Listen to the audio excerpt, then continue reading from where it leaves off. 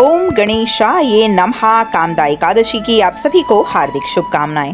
कामदा एकादशी के व्रत को रखने से दुख और दरिद्रता से मुक्ति प्राप्त होती है। कामदा एकादशी का व्रत करने से व्यक्ति को पाप कर्म से मुक्ति कर राजयोग, सुख, सौंदर्य और मोक्ष दिलवाने वाला होता है। इस व्रत की विशेष मान्यता यह है कि कामदा एकादशी का जो व्रत होता है वो भगवान के करीब हमें लेके जाता है।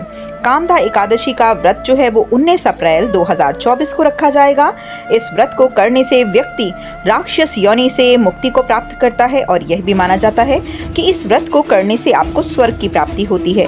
इसे फलदा एकादशी भी कहते हैं। मान्यता यह भी है कि इस दिन भगवान विष्णु की पूजा करने से सभी मनोकामनाएं पूर्ण हो जाती हैं और व्रत रखने वाले मनुष्यों को मोक्ष की प्राप्ति होती है।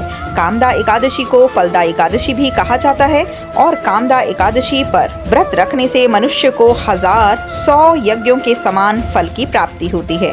कामदा एकादशी पर विधि विधान के साथ पूजा करने के साथ ही कामदा एकादशी की व्रत कथा सुनने पढ़ने से भी पुण्य की प्राप्ति होती है। आइए जानते हैं इसकी व्रत कथा। ओम गणेशाय नमः। भगवान श्री कृष्ण ने धर्मराज युधिष्ठिर को चैत्र शुक्ल एकादशी व्रत यानी कामदा एकादशी की कथा सुनाई थी। रघुकुल के राजा दिलीप ने भी कामदा एकादशी की इस कथा को अपने गुरु वशिष्ठ जी से ही सुना था। प्राचीन काल में पौंडरिक नाम का राजा था जो भोग विलास में डूबा रहता था। उसके राज्य में ललित और ललिता नाम के स्त्री और पुरुष रहा करते थे। दोनों में अथाह प्रेम था। एक दिन राजा की सभा में ललित गीत गा रहा था, लेकिन तभी उसका ध्यान अपनी पत्नी की तरफ चला गया और उसका स्वर बिगड़ गया। यह देखकर राजा पुंडरीक बहुत ही क्रोधित हुआ और उसने क्रोध में आकर ललित को राक्षस बनने का श्राप दे दिया। ललित मांस का भक्षण करने वाला राक्षस बन गया। अपने पति का हाल ऐसा देखकर की पत्नी बहुत ही दुखी हुई। अपने पति को ठीक करने के लिए ललिता ने कई लोगों से इस बारे में पूछा। आखिरकार ललिता विंध्याचल पर्वत पर श्रृंगी ऋषि के आश्रम में चली गई। वहां जाकर उसने अपने पति का पूरा हाल कह सुनाया।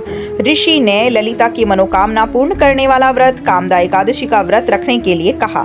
साथ ही ऋषि ने कहा कि अगर वे कामदा एकादशी का व्रत रखती है तो उसके पुण्य से उसका पति ललित फिर से मनुष्य योनि में आ जाएगा।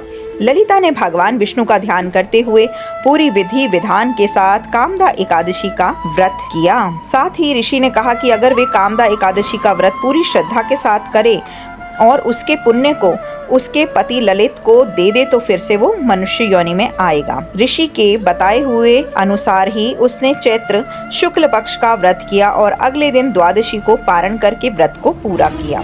इस तरह व्रत पूरा होने पर भगवान विष्णु ने ललिता के पति को फिर से मनुष्य योनि में भेजकर राक्षस योनि से मुक्ति प्रदान की। इस प्रकार दोनों के कष्टों से उन्हें मुक्ति प्राप्त हुई और श्री हरि का भजन कीर्तन करते हुए अंत में दोनों को ही मोक्ष की प्राप्ति हुई।